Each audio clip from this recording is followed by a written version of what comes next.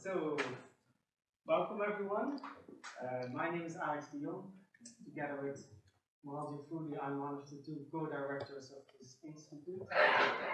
First, I want to say a few words about the place where you are. Then I'll introduce Matt and his book, and then I will give the floor to Matt. But first, a few words about the International Institute for Research and Education, this place. We are a socialist education center.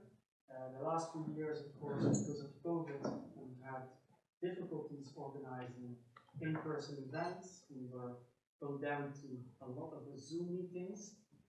Fortunately, it's possible again to have these events like this again. So this is the first one we've had in quite a while. I just want to point out, if you want to stay informed of future activities, book presentations, lectures, and other events, you can write your name and email address from there on the list. So you will be registered for our email newsletter. All of our activities are made possible by donors. We do not get any kind of funding or any kind of state support. So if you are able and interested in what we do, please have a look into that as well. Of course, you're very welcome to become a donor of our institute. Another way you can support us and our work is to buy our books, because in addition to organizing our own educational activities, we also publish books. You can find those in the table in the back of the room. Like I said, we are a socialist education center, originally founded in 1982 by the Belgian Marxist economist Ernest Mandel, and one of our ongoing projects is publishing the works of Mandel, and most recently he published the second volume of his selected essays, which you can buy there. And it's very interesting to have a talk about this topic and this book now here. There's a not so much known essay by Ernest Mandel from the early 70s already, where Mandel talked about the contradictions between the ecological system and ecological sustainable and the capitalist imperative for growth, and especially for capital accumulation. And those are the central themes in Matt's book. Matt's book is quite exceptional in that it gives not only a diagnosis of the ecological crisis that we're facing, but makes an analysis in class terms, in terms of political economy, and that it starts with sketching out an alternative for how we can get out of this mess. So, Matt will be presenting the main theme of his book for 30 to 40 minutes. After that, there will be time for some questions and some discussion. And after that, there will be time for more informal meeting and talking. We will go downstairs where there are some drinks and we can exchange more. I think that's it for me for now. So Matt, go ahead. So thank you all for coming tonight on Tuesday night. I also want to thank Alex and Morel for being incredibly hospitable to me. I'm on week 3 of a 4-week tour, and I'm getting a bit ragged and tired, but I'm super excited to engage with you all. I'm thankful for the Institute for the hospitality. So I'm going to start with just a couple of years ago in 2020. It did seem like there was a little more reason for optimism in the climate movement. After another year of record heat and storms, the U.S. elected a president with the most ambitious climate plan of any candidate in history, and it was shaped directly by the climate movement, particularly the Sunrise Movement and the architect of the Green New Deal, Alexandria Ocasio-Cortez. And upon taking office, Joe Biden announced a whole of government approach to tackling the climate crisis and said that he's going to decarbonize the electricity sector by 2035, half global emissions by 2030. But here we are in 2022, it's clear it's gone horribly awry. It's become boom times for the fossil fuel industry again. this slide is somewhat out of date. Just about a week and a half ago, ExxonMobil announced record profits that they've never seen before. And it's not just oil and gas we're talking about. Coal, the dirtiest of all fossil fuels, has seen its prices and profits surge in 2022.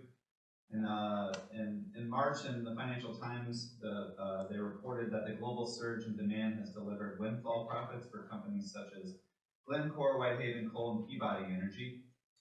Peabody Energy is the largest private coal producer in the world, and this little news from Bloomberg is before the invasion of Ukraine. This company was reporting returns that were triple of what expected in February. So, meanwhile, the Biden administration has really drawn back from its more ambitious climate goals. And the administration consistently says that this is just a crisis that the private sector and the market is going to have to solve. More recently, we've passed something called the Inflation Reduction Act, but to me, this piece of legislation just sort of doubles down on this idea that we can trust market actors to make the right choices on climate. So it's basically a bunch of tax credits that try to incentivize consumers to do what this graphic tries to describe, but the graphic's only for people making $150,000, to install heat pumps, get electric vehicles, and all the low carbon commodities you would like. But the Inflation Reduction Act also is trying to incentivize investors to invest in clean energy and build a new energy economy. And it's this idea we can do this all without any kind of coercion against the fossil fuel industry, any kind of coordinated planning of an energy transition. We can just throw out these tax credits and hope it all works out. So what can we make of this impasse of fossil fuel production gone wild alongside political inaction and cascading climate disaster? At the core, I say this: our problem can be boiled down to the fact that fossil fuel production is going to continue as long as it's profitable to do so for a set of capitalists and investors. And this is fundamentally a question of power. In the book, I argue this power struggle is fundamentally a class struggle over who owns and controls the means of production and to what end, and it will require a class struggle to solve. So in the talk, I want to kind of give an overview of the book is separated into these three classes. First, I cover the capitalist class that's responsible for the crisis, the professional class that's driving climate policy advocacy and political activity, and the working class that has both the strength in numbers as the majority of society and has the strategic capacity to shape the energy transition through labor and union organizing within the energy sector itself. So the core argument I'm trying to make is this: that to take on the entrenched power of this first of classes, the capitalists that control our energy system, we need a mass movement that appeals to the vast majority of society and the working class. Ultimately, I kind of argue we need to build a much more popular, majoritarian, democratic approach to climate politics, and I argue that the professional class style of climate advocacy is uniquely bad at this. So now I want to take a deeper dive into the idea of class and inequality and how it shapes our thinking on climate politics. The idea that climate change is a problem of class inequality has gotten a lot of attention as of late. In 2015, Oxfam released their report called Extreme Carbon Inequality that found the top 10% of people are responsible for 50% of emissions, while the bottom 50% are only responsible for 10%. Thomas Piketty found similar numbers by crunching data on income and wealth inequality. Last year, there was this article that sort of blamed the climate crisis on the lifestyles of rich people and the polluter elite, as they're called. And in 2018, a widely cited study compared different lifestyle actions you and I can all take to hinder our impact on the climate crisis, and found one choice more powerful than all others, which is not to have children. That's the most carbon-intensive thing you can do, is have a child. So this style of analyzing our climate impact is what I actually want to contest a little bit, because these studies share two fundamental assumptions. First, they assume that class inequality is fundamentally based on wealth, differences in wealth, income, and above all, consumption and lifestyle practices. And second, they more perniciously, they link emissions and thus carbon responsibility to these same consumption and lifestyle practices. This linkage is based on a method of carbon footprint accounting, a metric that allows anyone to kind of enter their consumption practices, the car you might drive, the meat you might eat, the children you might rear, and into a calculator that kind of spits out how many pounds of carbon you're responsible for each year. And this linking of basically consumption-based footprints to carbon responsibility is so entrenched, it's rarely questioned. You can read left socialist articles about climate change and class and see this very same type of analysis. But I argue this is a very impoverished theory of class. It essentially accepts a neoliberal theory of consumer sovereignty that's kind of rooted in neoclassical economics that would have us believe that the power in the economy is in the dispersed hands of consumers making their choices, driving demand, driving what the economy actually does, and that this way of thinking would suggest that power is not in the hands of concentrated corporations that control production. And as you all know in this room, I know, there's other ways of thinking of class that don't focus primarily on your income or your consumption or your lifestyle practices. A more traditional Marxist theory of class centers not on consumption at all, but on production. And it's defined as your relationship to the means of production. And that, in some rooms I've been, sounds old-fashioned, but maybe not here. But it's actually, what I want to suggest is that the climate crisis is ultimately a struggle over this, industrial production. It's not only how we produce energy and fossil fuels, but the fact that fossil fuel inputs then guide into all sorts of different forms of production. And actually, industrial production itself is itself the largest source of emissions. One estimate suggests that just steel and cement production alone is responsible for about 15 to 20% of global carbon emissions. The IPCC also finds that industrial production is by far the largest sector of emissions. I also would add that this category, the green thing at the top, agricultural, forestry, and other land use, is basically other forms of production that we call agricultural, forestry, other kinds of primary forms of production. So the thing really driving this is our industrial production system. And under capitalism, production is undertaken with a totally different logic than consumption. Production is organized by owners who invest capital, seeking profits on their investments. They're investing money with the hope of getting more money at the end of the day. Consumption is organized under a different logic. You know, those of us that earn money, we use money to go into the market to provision our needs, however extravagant those needs might be, and then basically it's oriented toward use values and need.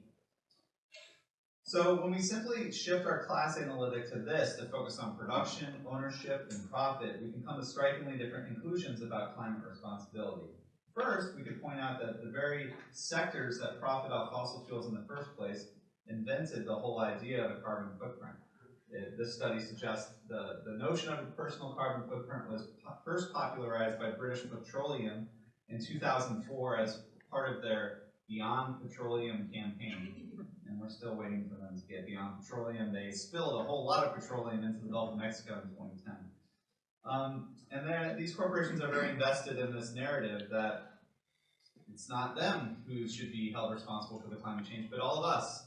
And we should all take the quiz, learn how we can pitch in, learn our responsibility through carbon footprint types of practices. The second point, though, we should make is we really shouldn't understand a carbon footprint as an isolated, individualized moment, but rather as a web of social relations that are wrapped up in the production of any moment of carbon emission. So when you drive a car and you emit carbon, the gasoline or petrol in your tank flow through the hands of innumerable people seeking profit. You know, you've got oil exploration consultants, rig service firms, pipeline companies, gas station operators, yet you are the one that should be held 100% responsible for those emissions just because you're at the end of this commodity chain. So what responsibility should the people profiting off that exchange have? Certainly some. Third, when we only focus on individuals' rich lifestyles, we ignore how they became rich in the first place. So another way of saying this is when we only focus on how rich people spend their money in consumption, we ignore how they generate their money. And as it happens, that activity of making money might be more consequential for the climate when it comes down to it. So you could take a CEO of a chemical company like this guy I stole off the internet, and you can imagine that this person spends 8 to 12 hours a day managing a global network of chemical factories that emit millions of tons of carbon per year. And as CEO, their income and stock options are primarily derived from that activity of planning and expanding chemical production for sale as a commodity for profit. Now you could imagine the CEO goes home in a sports utility vehicle. They might eat a steak for dinner. Now, why is it that activity the only one we focus on when we talk about carbon inequality? Surely the SUV and the steak are just drops in the bucket compared to their sort of everyday role as this kind of titan of chemical capital. So here again, I want to suggest that we should see the main culprits in the climate crisis are not simply rich, affluent consumers. Rather, it's a class of people who profit from the production of aviation, of automobiles, steel, chemicals, and other carbon-intensive sectors of capital. I think this actually clarifies our political task. Rather than this kind of moral project of converting the lifestyles of billions of dispersed consumers, we face a harder but more straightforward political project to erode the power of a small class that controls and profits from production. And I think in very traditional socialist or Marxist terms, you can really look at the society and ask yourself, what portion of society actually has power, decision-making power over how our energy systems function? And you would find it's really a small group of people who really decide how these systems operate. And most of us don't have any power over those decisions. And we put so much onus on consumption because we feel like that's only where we do have choice. But we need to understand that the thing driving the climate crisis are these realms of production where a very small set of people have the power to decide how those systems are organized. Okay, so that's the first argument about the capitalist class and their responsibility. The second focuses more on the class that drives climate politics itself, what I call the professional class. This class is made up of credentialed degree holders like journalists, scientists, academics, non-governmental organizations, staffers, and these people are really the core of climate advocacy. This class also happens to be the class of people most invested in this kind of moral politics of lifestyle choices. And I should say, at least in the United States, I'm not sure if it came here from the Netherlands, but I proposed this book in 2017, and since then, this concept of the professional managerial class has kind of blown up and become quite toxic, particularly on left Twitter. It really divided like the 2020 presidential campaign between Bernie Sanders people and Elizabeth Warren people. And so because this has become such a polarizing debate, I need to make clear that there's really no inherent problem with professional class people doing politics, doing socialist politics, doing environmental politics. And in fact, as we know, all left-wing and socialist powerful movements have always had these layers of intellectuals and professional revolutionaries, party officials, and so forth. But if professional class politics is actively antagonistic to the wider mass of working class people, that's the problem I'm trying to identify. So what is the professional class? I'm going to make 3 points. The first is that the material project of the professional class is about marshaling credentials, things like degrees and licenses to carve out advantages in the labor market. And the focus on educational attainment means the professional class is often ideologically attached to ideas of meritocracy, the sort of idea that one's material position is dependent on their knowledge, smarts, work ethic, and all the rest. But materially, this means the professional class project is ultimately aimed toward achieving some kind of middle class level of economic security. Second, perhaps most crucially, and again, apologies for the very US-centric nature of this data, but I think in Europe as well, the professional class is a relative minority of society as a whole. This analysis says they're about 22% of the workforce. And also in the United States, you can just look at basic data that shows that about, in the United States, 63% of people lack a college or university degree. So this is not a majoritarian basis for a kind of mass political movement, is another point we want to make. The third point is that thinking about our definition of class as related to production, the professional class is profoundly separated from production and largely confined to what is often referred to as the knowledge economy or cognitive capitalism, as it's been more fashionable to talk about.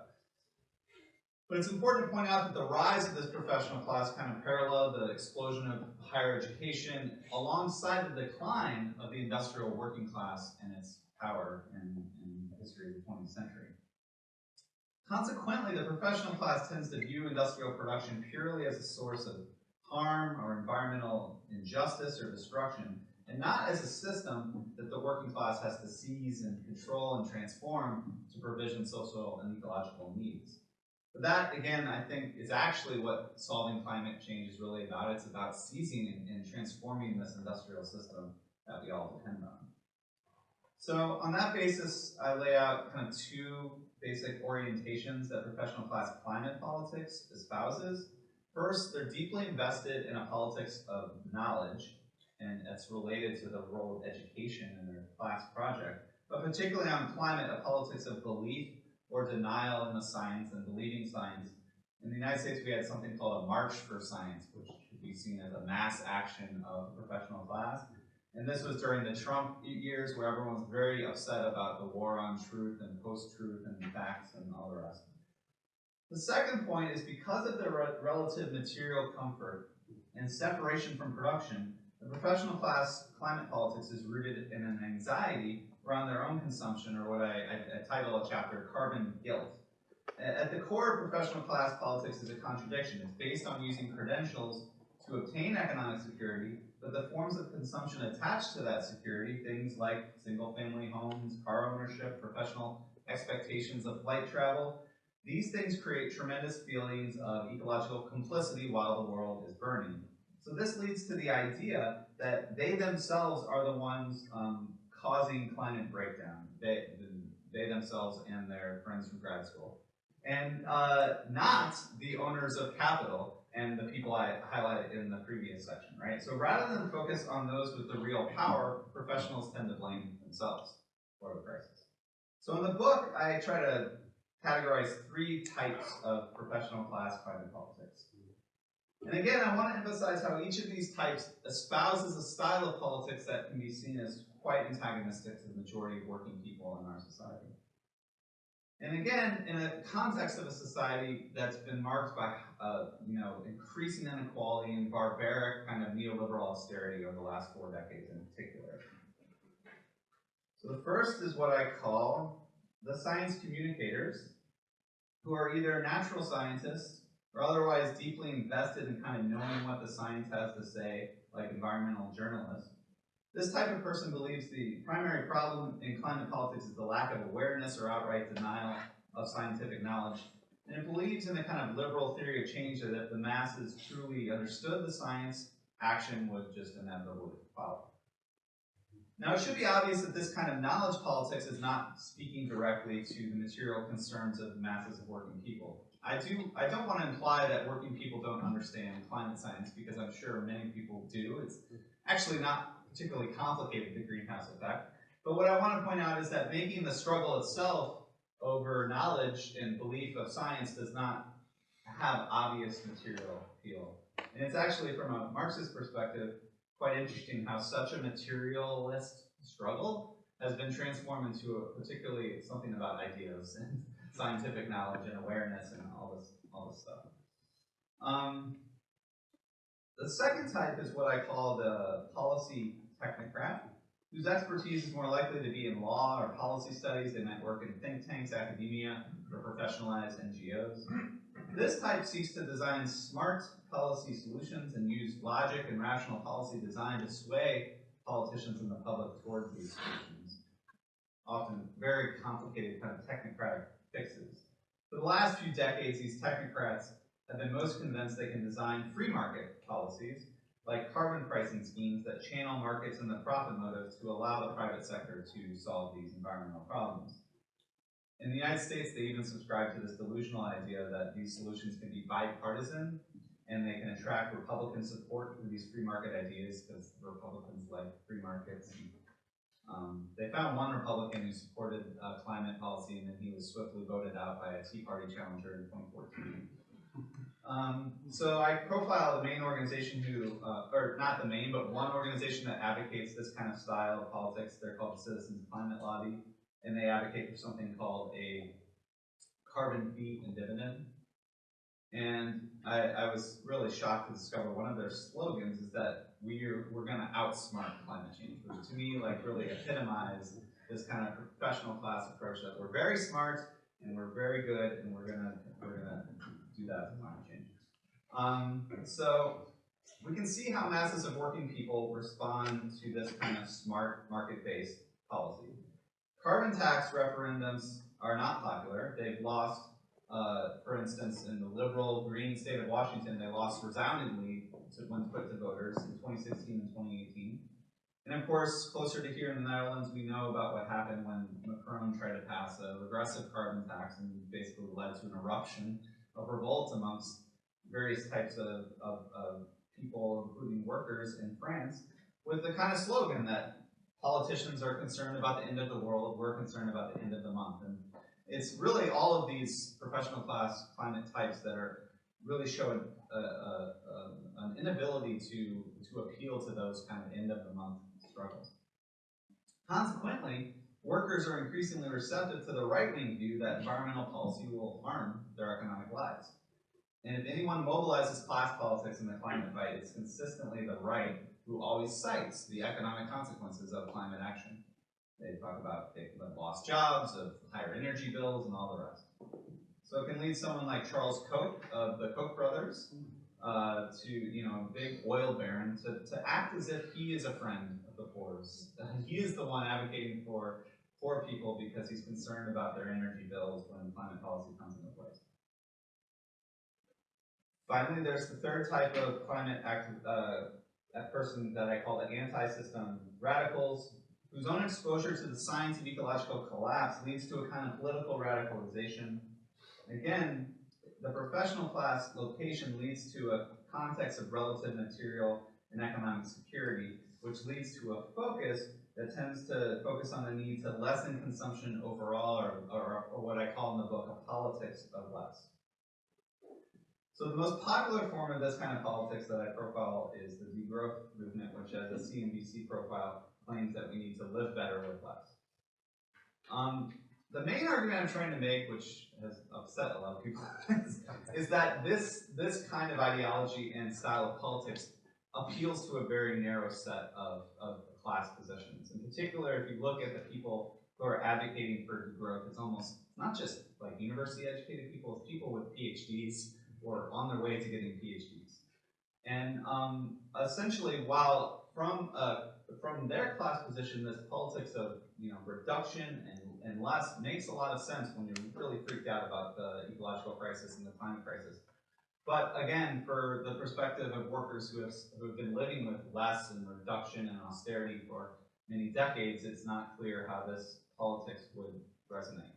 So what I would suggest is that rather than making this sort of aggregate politics that we have to degrow in general, a class approach would advocate degrowing the capitalist class so that we can grow lots of things that we need, like green energy, like more public transit, and of course the working class needs to see growth and security and access to the very basics of life, like food and housing, healthcare in our barbaric country. But especially now, with the cost of living crisis raging, it's so clear that we need a kind of more antagonistic politics that says less for them, more for us. So the main point, though, with this is that none of these approaches are really succeeding in solving the climate crisis. So we really do need a massive shift in strategy if we're going to be able to build a movement with the power to take on some of the wealthiest and most powerful corporations in world history. So that's where the third class comes in, which is the working class. In some sense, this is the democratic argument.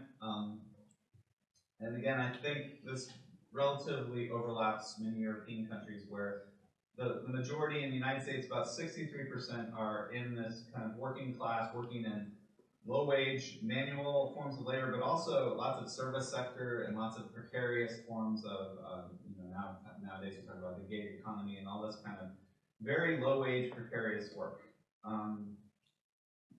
And I don't want to give the sense that this is purely kind of a democratic argument in an electoral sense, that if we win over the majority, we then win elections, and then we win the states, and it's just simple math, right? But more actually channeling a tradition of socialist strategy and organizing that really, as Lenin said, that politics is where the masses are, and that politics is not Lenin said, not in thousands, but in millions of people. And so there's been an influential pamphlet that was written in 1970 called Liberalism, Ultra-Leftism, and Mass Action by Peter Camejo that's had a big influence on democratic socialists of America and the US. And it articulates how winning socialist politics or just left politics has this orientation toward mass action that has like very simple sets of popular demands that resonate and speak to the real issues that the masses are facing. And that's where real power comes from, and that's where social change can come from.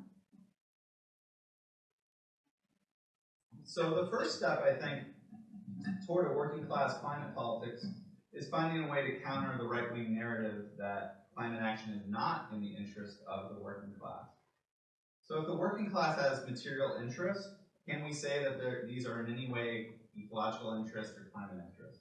So I say answering this requires going back to a basic socialist definition of the working class or the proletariat, which is a class fundamentally separated from the means of production, but most importantly a class that's torn from the most important means of production, which is the land, and how Marx details the formation of the proletariat as a process of dispossessing the majority of people from the ecological means of subsistence, the land itself. And what that creates is a class of people who are forced to sell their labor to survive in a capitalist system, and what that creates is actually a fundamentally form of proletarian insecurity where your life, ecologically speaking, is based on survival through the market and through a kind of market dependence that is extremely stressful and insecure. And it's what I call in the book a proletarian ecology, that if we want to understand working class ecology, we should actually think about how do working class people actually live, and under capitalism they live via the market. So I think it should be clear that the working class has material interest in having more secure access to these basic needs of life that they struggle to get through the market. So I think it's also convenient that these very basic working class needs, like housing, like energy, like transportation, like food, these are precisely the same sectors that we need to aggressively decarbonize to actually address the climate crisis. So if we were able to pair a decarbonization climate program alongside cheaper or even free or decommodified access to these basic needs, there might be a capacity to construct a more popular and working class climate politics. And please note that this kind of interest in climate action would have nothing to do with material sacrifice or knowledge of the science of the climate crisis. It simply appeals to people's basic material interest and might have more mass appeal. So I think, I forgot I had a little, that's the pamphlet, mass action. So I think the Green New Deal was kind of like a first draft of this kind of theory of working class climate politics that we saw with Alexandria Ocasio-Cortez, Jeremy Corbyn, and the Labor Party.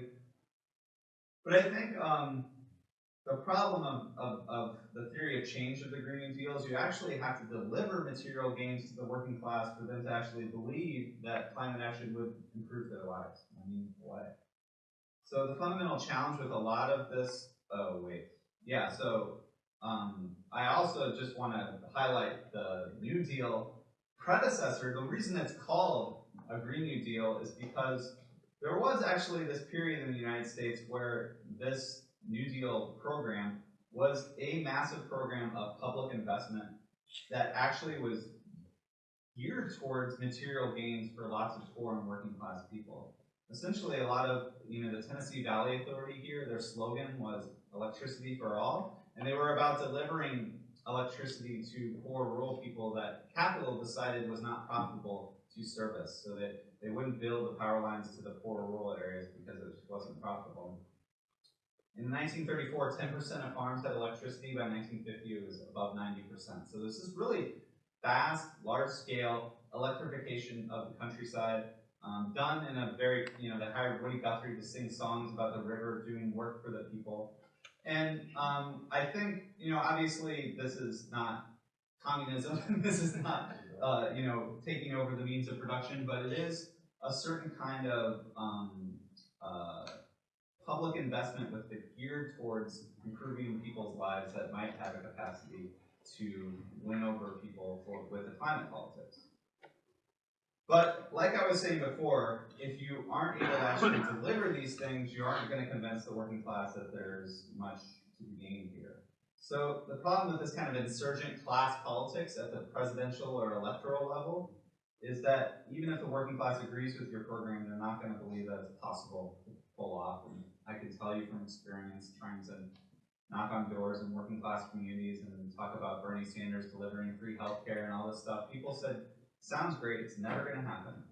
And Vivek Chibber has recently argued that workers under capitalism are more prone toward a kind of resignation, a feeling that things are bad, but there's really nothing we can do to change them.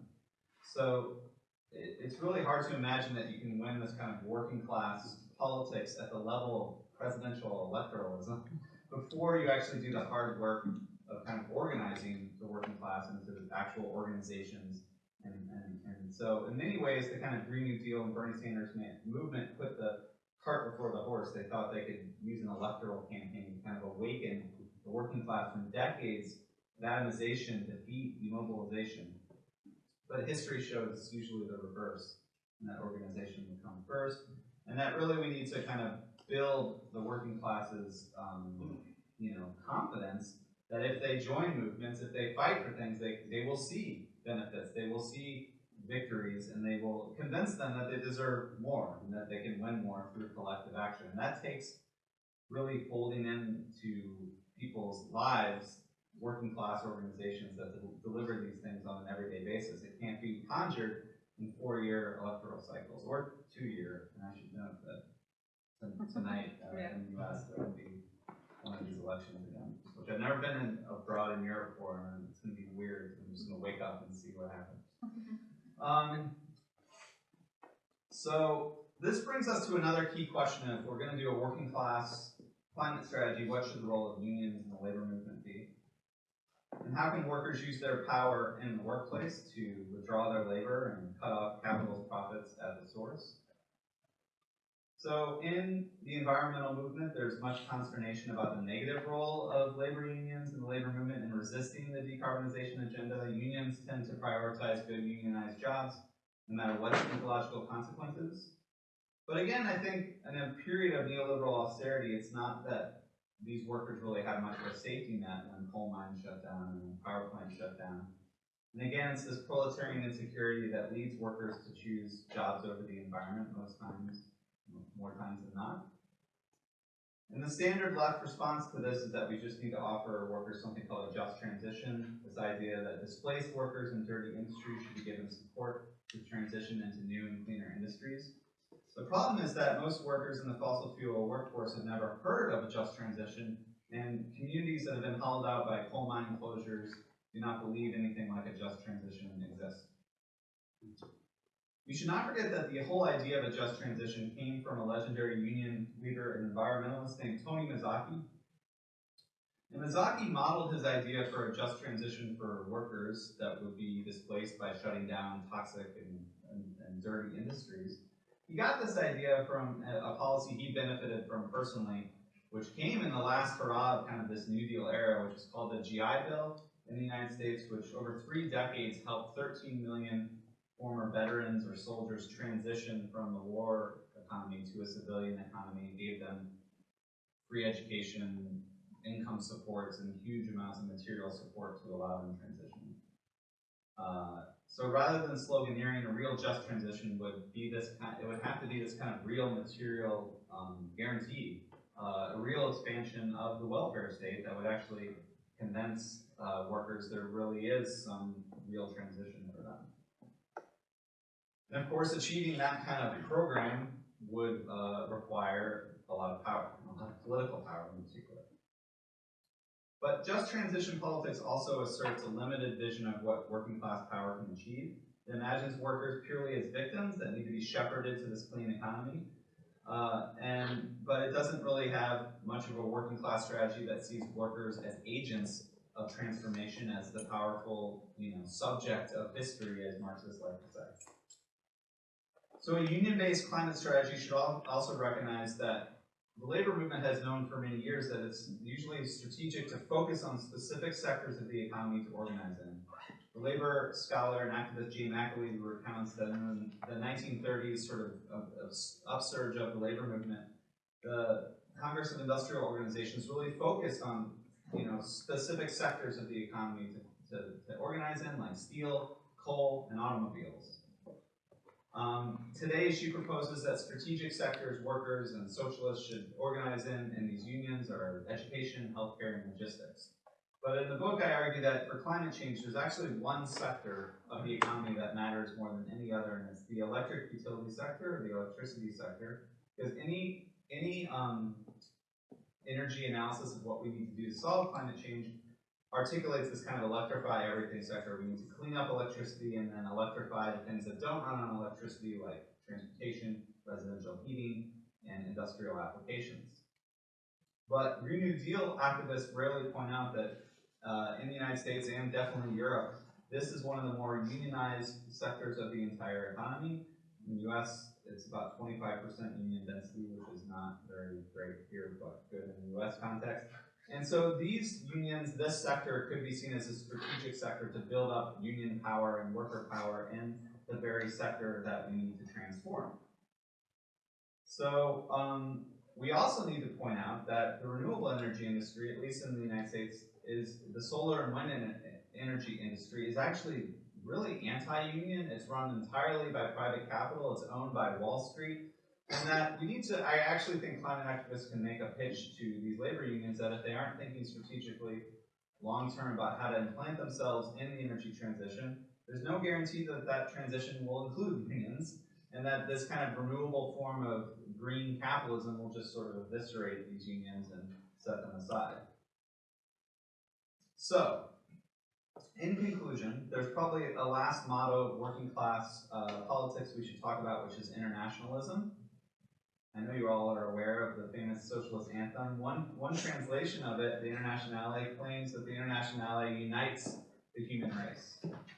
And in the face of the prospect of human extinction and planetary ruin, we really do need a kind of new ecological internationalism that's not only about emancipating or uniting humanity, but also saving humanity from planetary ruin.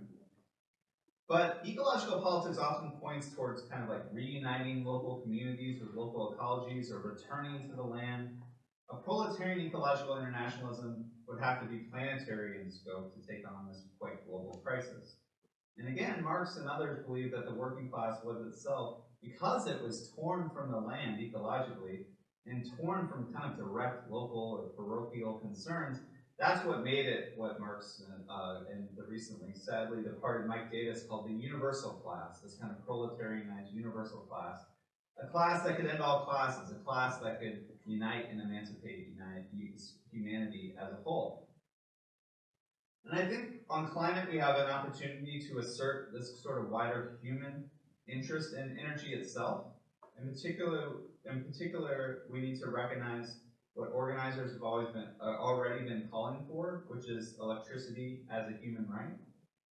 Currently around the world, about 700 or 800 million people lack electricity access entirely. But the amount that have limited electricity access is even more staggering. The energy analyst Robert Bryce did some calculations to reveal that his refrigerator in Texas consumes about 1,000 kilowatt hours per year, and that amount of energy is more than about 3.3 billion people consume every year. So that's nearly half the planet consumes less than a refrigerator. So there's a real opportunity to kind of, again, pair a massive decarbonization program of the energy sector with extending the benefits that we're all using right now of electricity to masses of humanity that lack that access. So that leads me to my final point.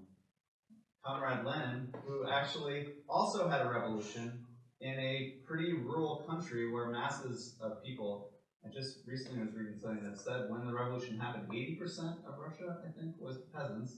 And basically, Lenin understood that this revolution had to be about extending the benefits of modern industrial capitalism to these masses of people, and of course famously said that communism is Soviet power plus electrification of the entire country.